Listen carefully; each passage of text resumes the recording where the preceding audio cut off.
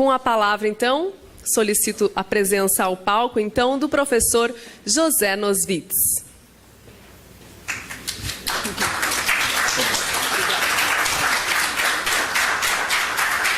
Boa tarde a todos, muito obrigado pela presença. Então sou eu, o apresentador, que vai ter que fazer acordar vocês, então.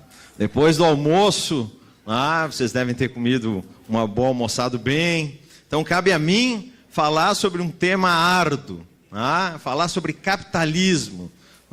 Todo mundo que fala sobre capitalismo geralmente é mal visto.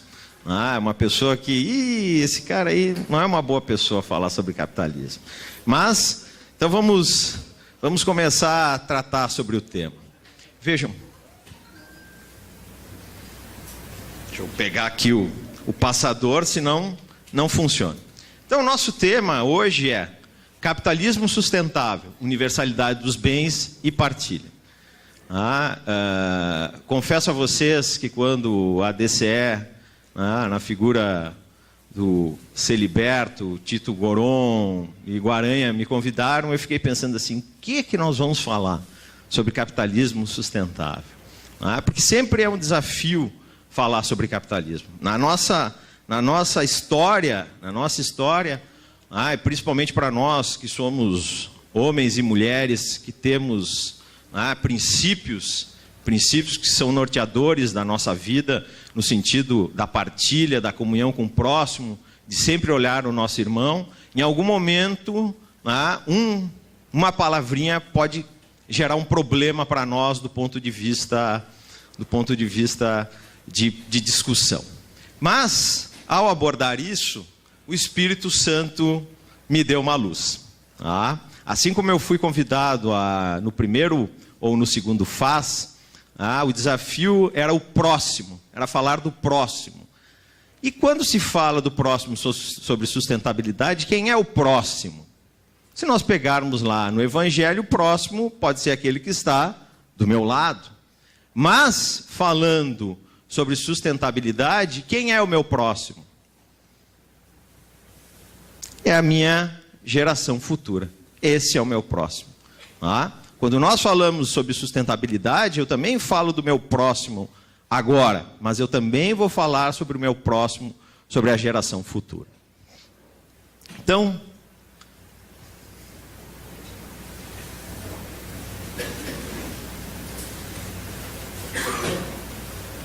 vamos lá. O que é capitalismo? Existem várias definições sobre capitalismo.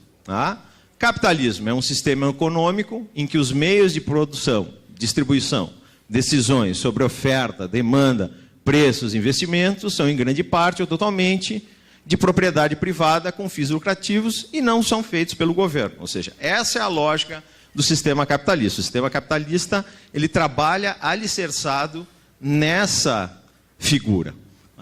E eu gostaria de conversar um pouquinho com vocês, antes de nós falarmos sobre isso, sobre a nossa grande dicotomia, ou seja, a nossa grande divisão do mundo que existiu entre o capitalismo e o socialismo. Ou seja, a nossa geração aqui viveu entre essas duas situações, entre o capitalismo, que de alguma forma pertencia ao mundo ocidental, e o socialismo a partir da antiga União Soviética e da China e dos países asiáticos.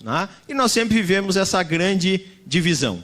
Por isso que, ora, ou o capitalismo ia para o céu, ou ia para o inferno. Ou o socialismo ia para o céu, ou ia para o inferno. E nós nunca conseguimos chegar numa terceira via. Ou seja, essa terceira via, na realidade, já existia a partir dos documentos da Igreja Católica, sobre a doutrina social da Igreja. Mas era pouco difundida, por quê? Por causa da polarização existente no mundo naquela época. Com a derrocada da União das Repúblicas Socialistas Soviéticas, que hoje a gente pergunta na sala de aula, vocês já ouviram falar sobre a União Soviética? Ninguém sabe. Agora você fala Rússia, enfim, os alunos sabem. Com a derrocada da União Soviética, praticamente nós tivemos um consenso de que o capitalismo era o sistema vencedor. E graças a Deus naquele exato momento, alguns governantes, como Tony Blair e outros governantes, começaram a dizer assim, não, o capitalismo vai ser o regime econômico que nós queremos para a nossa sociedade, sem dúvida alguma. Mas nós temos que dar uma humanidade nesse regime capitalista. Nós vivemos o consenso de Washington, em que nós vivemos uma série de questões de liberalidade, e liberalidade econômica. Vamos fazer liberalismo. E nós sabemos que o liberalismo ele não consegue, de alguma forma, atender todas as necessidades do ser humano. E hoje, o tema desse fórum, que é a sustentabilidade, visa justamente o quê? Questionar isso. Ou seja, nós conseguiríamos ter um modelo econômico no qual todos nós conseguíssemos viver como os Estados Unidos, do ponto de vista de sustentabilidade da Terra? Essa é a grande pergunta. Hoje, nós sabemos que não. Volta e meia circula algum PPT dessas correntes, que eu tenho verdadeira abominação. Mas circula aquelas, se todos nós tivéssemos um modelo de vida americano, nós teríamos que ter tantas terras para poder sobreviver. Água hoje já nos falta. Sabendo que em determinados países o preço da água é caríssimo. Nós aqui no Brasil que somos privilegiados em relação a isso. Pagamos ainda água barata. Ou seja, nós não conseguiríamos manter uma sustentabilidade como essa. Então, relembrando para vocês, o capitalismo, ele é lá do início do século XVI. Então, o que nós chamamos de capitalismo comercial, o capitalismo do grande comércio, das grandes navegações, que vai se estendendo. Posteriormente, nós temos, a partir do século XVIII, com a Revolução Industrial, o capitalismo industrial, ou seja, a função da máquina que passa a reger essa nosso sistema de produção. Ou seja, a indústria, o artesanato vai começando a desaparecer e a indústria vai começando a tomar conta da nossa sociedade. No início do século XX, nós passamos a uma nova fase, a um capitalismo monopolista, quando passam a surgir as grandes companhias americanas. Nós temos um exemplo aí bem forte, que era o Rockefeller, o Rockefeller, que era a Standard Oil, que depois resultou nas 7 irmãs, ou seja, nesse exato momento eu passo a ter empresas cada vez maiores. E depois nós vamos viver uma nova etapa, que é o capitalismo financeiro. E também nesse mesmo período, 1929, a partir do crash da Bolsa de Nova York, nós começamos a adentrar nesse capitalismo financeiro, em que, de alguma forma, produzir um bem não é tão importante quanto ganhar dinheiro, ou se pode ganhar dinheiro de outras formas sem se produzir nada. E hoje, que isso foi um tema de uma palestra minha na DCE, há um tempo atrás, é o que nós chamamos de capitalismo informacional, que é o tema que eu quero conjugar para que a gente possa chegar hoje nesse capitalismo sustentável. Então, o que é sustentabilidade? Por favor, alguém só me avise do tempo, que o professor vai falando, e às vezes esquece. O que é sustentabilidade? É um princípio segundo o qual o uso dos recursos naturais para a satisfação de necessidades presentes não pode comprometer a satisfação das necessidades das gerações futuras. Ou seja, esse é o nosso grande compromisso. Ou seja, uma das coisas que nós não temos presente, na realidade nós temos presente para os nossos filhos, mas de alguma forma no que diz respeito à questão da educação. Mas nós não nos preocupamos no nosso dia a dia se amanhã o bem que eu uso hoje, como a água, vai existir para o meu filho. Não é uma preocupação nossa. Nós começamos a nos preocupar isso recentemente. Ou seja, a geração futura é um problema futuro. Nós temos uma dívida no Estado, hoje, do Estado do Rio Grande do Sul, que está afetando quem? E afetará quem? As gerações futuras. Nós temos hoje uma crise econômica financeira no Brasil, que vai afetar quem? As gerações futuras. Ou seja, o uso da parcimônia, o uso de forma sustentável, a utilização dos recursos, sejam financeiros, sejam recursos materiais, de forma a que eu possa permitir que as próximas gerações também o utilizem. Uma das coisas que a gente pode falar também sobre a sustentabilidade, e alguns aqui, um cabelo branco, eu já estou começando a ficar com cabelo branco, por isso que eu corto curto, tá? A gente poderia dizer antigamente, pô, mas você comprava uma máquina de lavar ou um ferro de passar roupa e esse ferro praticamente durava 40, 50 anos. Pois bem, isso também tinha um pouco de sustentabilidade. De que forma? De que as coisas não eram trocadas tão rapidamente. Hoje, praticamente a maior parte das coisas, ou algumas coisas mais com menor valor, estragou, botou fora. O computador é mais ou menos isso. Ele tem um prazo de validade. Um smartphone tem um prazo de validade. E assim vai indo. Ou seja, o descarte dentro da nossa sociedade começa a ficar muito rápido. Em algum momento nós compramos um bem e utilizamos muito pouco. Eu, quando casei, a primeira coisa que eu fui fazer foi comprar uma furadeira. Eu digo assim, agora estou casado, agora vou começar a fazer furos aqui em casa, como um bom marido para minha esposa. Quantas vezes eu utilizei essa furadeira? Nenhuma. Nenhuma. Fazem 8 anos que a pobrezinha está lá, parada, sossegada lá. Ou seja, comprei, adquiri, gerei empregos, mas é a utilidade desse bem. E é esse o tema que é por esse caminho que nós vamos trilhar hoje até às 15 horas da tarde aqui. Então, vejam, eu comprei um bem, adquiri, mas eu não utilizei. Eu não utilizei. Então, passando do capitalismo sustentável, nós temos que entender o que é destinação universal dos bens. Isso, quem é que vai nos dizer? Isso não é invenção minha. Não sou eu aqui que estou inventando nada. Eu não estou. A única coisa que eu estou fazendo é só uma compilação do que está escrito na doutrina social da igreja lá. Então, desculpem pela letra pequena, mas é a forma que eu tive para que não recortasse nada. Então, Deus destinou a terra e tudo o que ela contém para o uso de todos os homens e de todos os povos, de sorte que os bens criados devem chegar equitativamente à mãos de todos, segundo a regra da justiça inseparável da caridade. A origem primeira de tudo o que é bem é o próprio ato de Deus, que criou a terra, o homem, e o homem deu a terra para que domine o seu trabalho e goze seus frutos. Ou seja, tudo o que nós temos aqui, nós não somos donos de nada. Nós somos somente o quê? Administradores desse período. Por quê?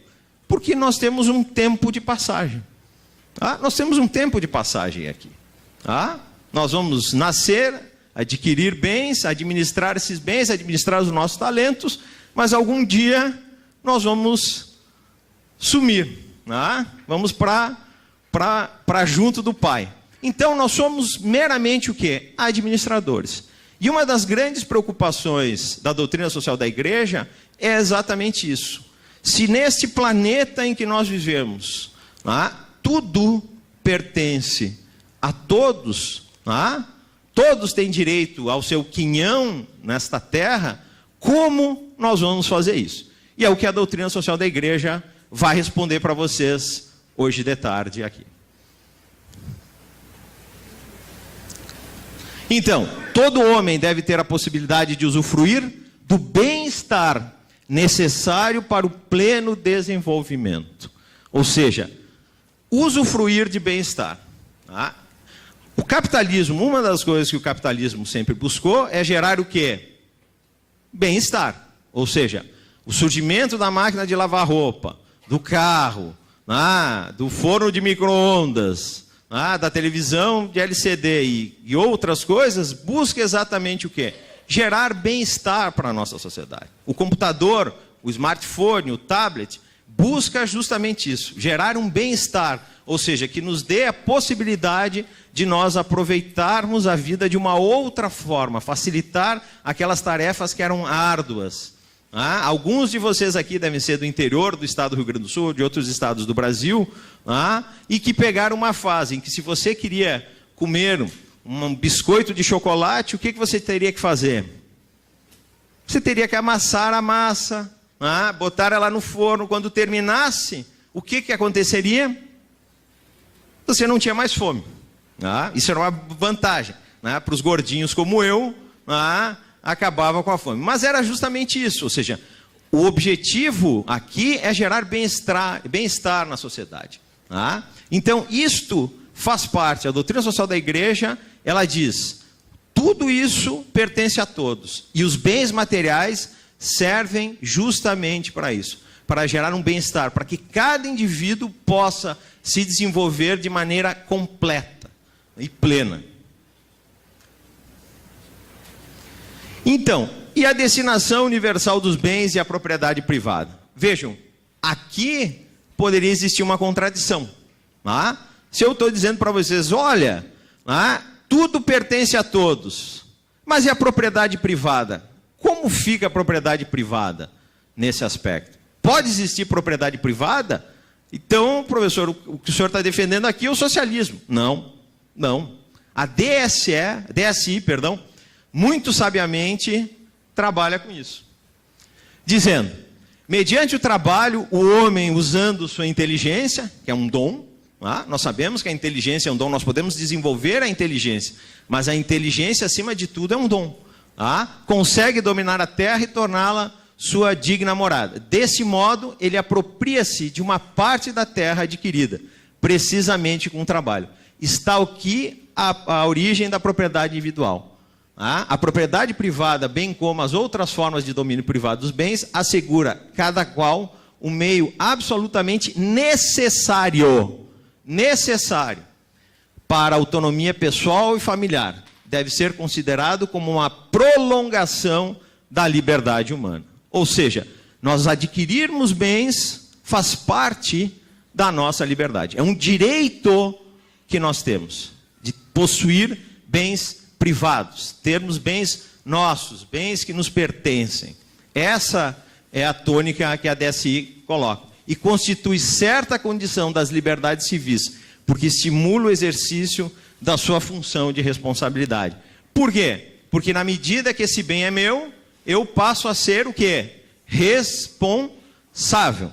Uma das tragédias da nossa sociedade brasileira é a questão do que diz respeito à coisa pública. O que é o público? O que é público aqui? Não é de ninguém. E esse é o problema. Na medida em que não é de ninguém, nós não assumimos no sentido de cuidar e zelar. Nós somos muito mais cuidadosos dentro da nossa casa do que a calçada na frente da nossa casa. Às vezes, a hora que eu saio de manhã, eu vejo várias pessoas varrendo as suas casas para a rua. E tá bem, atirei para o meio fio, está resolvido. Limpei a minha casa. A rua é um problema de todos. Isso não pode ser assim, apesar de eu ter essa questão da minha propriedade privada. Então vejam, não há nenhuma contradição entre a propriedade privada e a universalização dos bens. Não existe a destinação universal dos bens, não existe. Ou seja, a DSI nunca condenou isso, nunca condenou mesmo. A volta e meia nós ouvimos algumas pessoas dizendo, não, porque o regime capitalista, o capitalismo de alguma forma, ele é contra os princípios. Não, ele não é. O que nós temos que fazer com esse regime é humanizá-lo. Por quê? Porque qual é a essência da produção de todos os bens? A quem se destinam a produção de todos os bens? Ao ser humano. Não há nenhum sentido em ter um refrigerador se não existe quem use. Se não existe uma pessoa que use. Um carro sem uma pessoa não tem sentido nenhum. Pode ser que o Google daqui a um tempo mais consiga resolver isso com um carro que ande sozinho, mas se não transportar ninguém, não faz sentido nenhum. Então vejam, o sentido da propriedade, ele é mantido. Então, na tradição cristã, nunca reconheceu o direito de propriedade privada como absoluto e intocável. Vejam, ao mesmo tempo em que a DSI diz o direito de propriedade é um direito, é uma liberdade individual, ele também vai dizer o seguinte: para aí, você é proprietário, tá? Mas você também tem uma responsabilidade com a sua propriedade. Não é o fato de você ser proprietário que você possa fazer aquilo que você bem quiser com o seu bem. Por quê? Porque dependendo do tipo de bem que você tem, você vai acabar afetando todos os demais que estão ao seu redor. Tá? Todos os demais que estão ao seu redor. Tá? E isso é fato. Ou seja, uma pessoa que está dentro do carro ouvindo Anitta, ou lá seu Frank Sinatra, ao volume máximo, o que está acontecendo? Ele está dentro de uma propriedade privada dele, o carro dele, com vidros fechados. Mas ele começa a afetar os que estão parados do lado. Por quê? Porque aquele barulho vai incomodar. Então, pelo contrário, sempre o entendeu no contexto mais vasto do direito comum, de todos utilizarem os bens da criação inteira. O direito à propriedade privada está subordinado ao uso comum, subordinado à destinação universal dos bens. Ou seja, a DSI, na medida que ela mantém a propriedade privada como direito, ela também coloca um freio. Se esse bem não tiver uma utilidade e subordinação ao bem comum, ou seja, à universalidade dos bens, de nada adianta. De nada adianta. E aí, nós vamos à segunda etapa da nossa palestra de hoje. E as riquezas existem para quê? Para serem partilhadas. Para serem partilhadas. A tônica da palestra de hoje era economia e capitalismo sustentável, universalização dos bens e partilha. Pois bem, e o que é partilha? Vamos ver lá o que nos diz lá a DSI. Os bens, ainda que legitimamente possuídos, mantêm sempre uma destinação universal. É imoral toda forma de acumulação indébita. E olhe que nós temos aqui no país, para não falar outras coisas. Porque está em aberto contraste com a destinação universal, consignada por Deus, Criador a todos os bens. A salvação cristã é efetivamente uma libertação integral do homem, libertação da necessidade, mas também em relação às próprias posses. O apego ao dinheiro, de fato, é a raiz de todos os males pelo seu desejo desenfreado, alguns de se desviarem da fé. Ou seja, na medida em que eu transformo a minha vida em algo do ter, eu passo a não mais viver. E de alguma forma, a geração de vocês, a minha geração, vive essa situação. Nós, boa parte da nossa vida, por uma carência, por nós morarmos num país economicamente com uma série de problemas, sejam questões tributárias e tantas outras coisas, nós nos preocupamos muito em ter um carro, ter uma casa até nem falo, porque eu acho que é essencial, mas ter um carro, ter um computador, ter um tablet, ter um micro-ondas. A nossa geração é muito do ter. Do ter. Eu tenho vários livros na minha casa. Eu sou o proprietário desses livros. Tá bem, estão lá, esses livros estão lá comigo. Mas e aí? O que eu faço com esses livros? Tem livros que estão lá, eu li uma vez e está lá parado. 10, 15 anos, nunca mais abri um livro desse. Mas sabe, é meu. E esse é o grande desafio. Ou seja, a questão do apego. A nossa geração foi uma geração que lutou para ter bens materiais. E nós acabamos nos apegando a esses bens. Nós nos apegamos a esses bens. Eu acho que sim, ainda posso me considerar, talvez um dos últimos cidadãos dessa geração. Existe uma nova geração, a famosa geração Y, que vem mudar isso. nós vamos terminar a nossa palestra falando sobre essa geração. Essa nova geração, ela vem com uma outra forma. Tá? Ela vem com uma outra forma. Ela vem caminhando no sentido da DSI. Ou seja, hoje eu fico muito feliz com a questão de ter.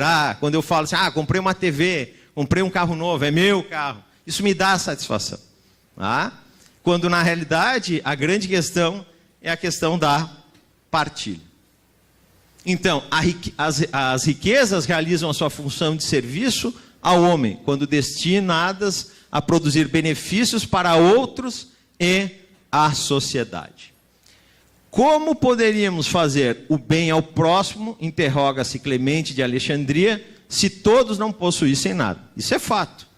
Se eu não consigo acumular, se eu não tenho uma propriedade, eu não posso ajudar nada.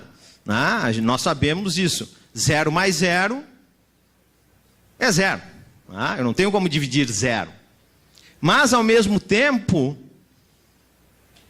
diz São João Crisóstomo, elas são um bem que vem de Deus.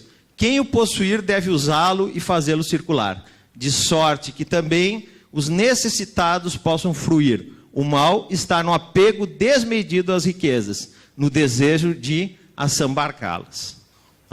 E isso é muito comum. Isso é meu e eu não empresto. Os meus livros, até um tempo atrás, eu dificilmente emprestava algum livro. Talvez por ser professor, enfim, ter um apego. Hoje, eu já olho, olha, tem alguém, então tá, pega, mas tem que me devolver. Mas eu estou torcendo para que um dia eu leia o livro e diga assim, olha, pode fazer bom uso. Espero que esse livro seja tão útil quanto foi para mim. Eu estou vencendo isso, que é uma geração que vai fazer isso. Então, um grande rio, São Basílio Magno, convida, um grande rio se derrama em 1000 canais sobre o terreno fértil de igualdade. De igual modo, por 1000 vias, tu fazes chegar a riqueza à habitação dos pobres.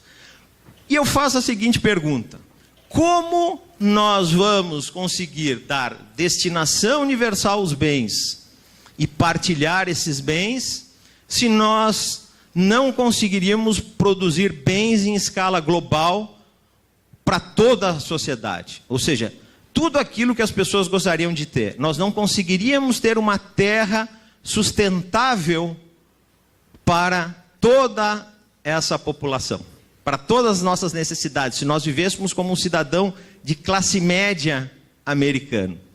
Como resolver isso? Nós já reclamamos na cidade de Porto Alegre agora, antes da crise, em que todo mundo passou a ter carro. É uma coisa boa, dentro de uma visão de um sistema capitalista e dentro de uma questão de universalização dos bens, isso é fantástico. Alguém que ganhava um pouquinho mais de R$1.000 poder ter um carro, essa pessoa também tem direito. Mas nós, de alguma forma, o que nós dizíamos? Não. Não tem espaço para todo mundo.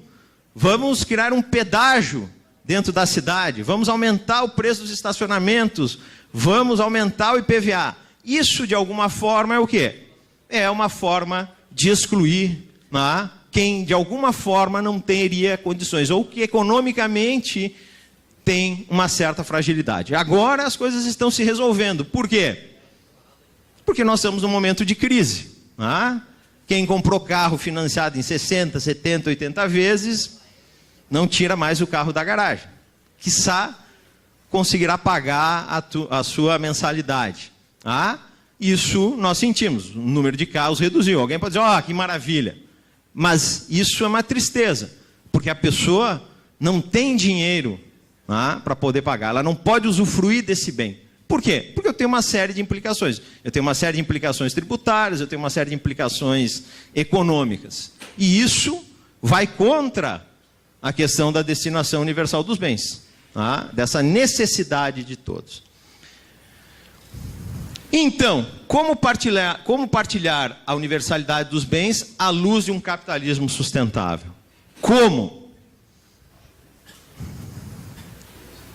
Como? Essa é a pergunta-chave deste começo de tarde. Como? Como resolver isso? E essa é a resposta que os netos de vocês, filhos de vocês, os meus alunos estão me ensinando. Compartilhando. Essa geração que está vindo aí, nós podemos identificar uma série de problemas, talvez nós mais antigos, sobre algumas coisas, sobre a questão da duração das relações, sobre como se constrói tudo o que é efêmero, o que é o para sempre. Alguns já sabem dessa história. Quando eu casei, uns 3 dias depois de casado, eu olhei minha aliança e disse assim, bom, é para sempre. Mas o que é para sempre? O que é para sempre? O meu avô materno, quando construiu essa casa, disse assim, bom, aqui eu construí, aqui eu vou morrer. A gente comprava um ferro de passar, esse ferro de passar acompanhava durante 30, 40 anos. Mas para essa geração, o que é o para sempre? Isso é uma pergunta que eu faço para os meus alunos. Você tem ideia do que é o para sempre? Eu disse, olha, é que vai durar tudo, toda a vida. E algo dura toda a vida hoje? Não sei. Mas, 10 minutos. Puxa, eu achei que eu estava falando rápido. Então, compartilhar. Essa nova geração, ela está aprendendo a o quê? A compartilhar. O objetivo dela não é mais ser dono de algo, mas poder usufruir deste bem. Usufruir desse bem. Há um tempo atrás saiu uma pesquisa nos Estados Unidos dizendo o seguinte: você utiliza o carro em média 1 hora por dia.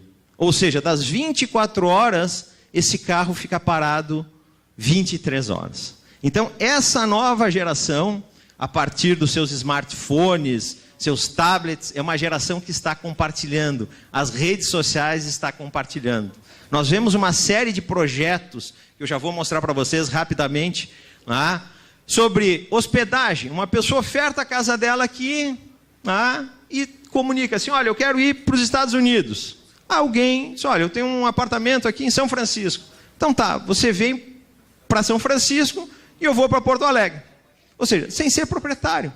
Carros, nós temos aluguéis de carros por hora em cidades europeias. Nós temos compartilhamento de bicicletas, compartilhamento de livros. O que isso significa? Que mais e mais pessoas conseguem usufruir o seu bem. Usufruir o seu bem. É o caso da minha furadeira. É o caso da minha furadeira. A minha furadeira, se Deus quiser, eu vou me desapegar dela. Justamente por quê? Para que outras pessoas possam compartilhar. Ou seja, uma única pessoa ou várias pessoas vai poder utilizar essa furadeira. Ou seja, eu sou o proprietário dela, mas eu boto ela à destinação universal de todos. Sei que é difícil, por isso que nós temos que trabalhar isso. O que aconteceria com o compartilhamento? Uma redução dos custos de manutenção, principalmente num país como o Brasil. Isso não é só um fenômeno do Brasil, isso é um fenômeno mundial. Mas para nós brasileiros, o custo de manutenção de um carro, de uma casa, de um outro bem qualquer, se reduziria em muito. Ainda mais do ponto de vista tributário. O aumento na renda para utilização com outros bens e serviços, ou seja, o que seria um aumento? Ao invés de imobilizar o meu dinheiro na compra de um carro, eu disponibilizaria lá seus 500, 600 reais por mês para poder utilizar o carro a hora que eu necessitasse. Eu teria mais dinheiro para fazer outras coisas, fazer mais bem, ou usufruir a vida de uma outra forma. Conhecer novas pessoas, porque é isso, essas redes de relacionamento aproximam as pessoas de alguma forma estão mais conectadas, talvez não fisicamente, como nossa geração gosta, mas estão próximas de uma outra forma. Esses tempos, numa reunião de alunos, nós íamos participar de uma reunião e tinham 5 alunos, todos eles com o seu smartphone lá no WhatsApp. E eles estavam falando com mais 7 alunos que não tinham chegado. Então, ao todo, eram 12 alunos conversando ao mesmo tempo, dentro de uma nova visão de compartilhamento. E mais do que isso, aumentando a nossa confiança no próximo, do qual hoje é uma das coisas que nós podemos dizer que nós mais nos ressentimos na nossa sociedade. O confiar no próximo. Devido a uma série de mazelas que a nossa sociedade está aí. Mas confiar no próximo é algo difícil.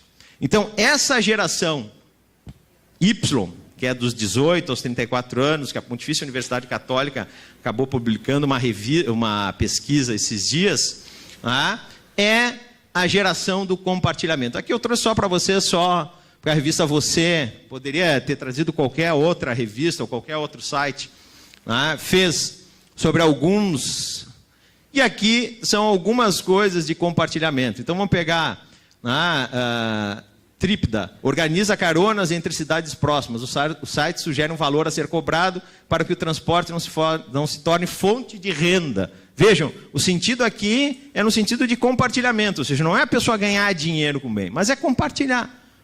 Compartilhar. Nós temos lá o Home Exchange, turistas oferecem a sua casa em troca de outra para se hospedar no destino que escolherem.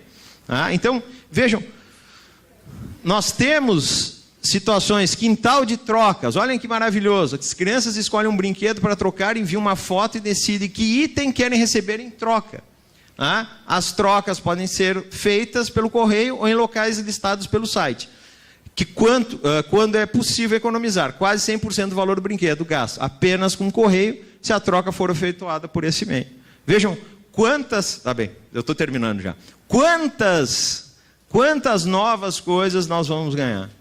E pessoas de baixa renda, de alguma forma, vão poder passar. Porque o grande problema é, você tem dinheiro para comprar um carro? Não, eu não tenho dinheiro. Mas você tem dinheiro para alugar um carro? Para compartilhar uma carona? Tenho. Vejam, esta, de alguma forma, pode ser uma nova leitura da destinação universal e da partilha. Esta geração, do qual em algum momento nós temos as nossas dúvidas, porque por causa do avanço tecnológico, em algum momento vai nos ensinar como compartilhar e como destinar os bens. Aqui nós vamos encontrar depois de livros, o que vocês possam imaginar. Assim, a internet, para esse aspecto, é uma coisa fantástica. Claro, a grande questão qual é? É a questão da confiança. Eu desafiei a minha esposa, vamos fazer isso?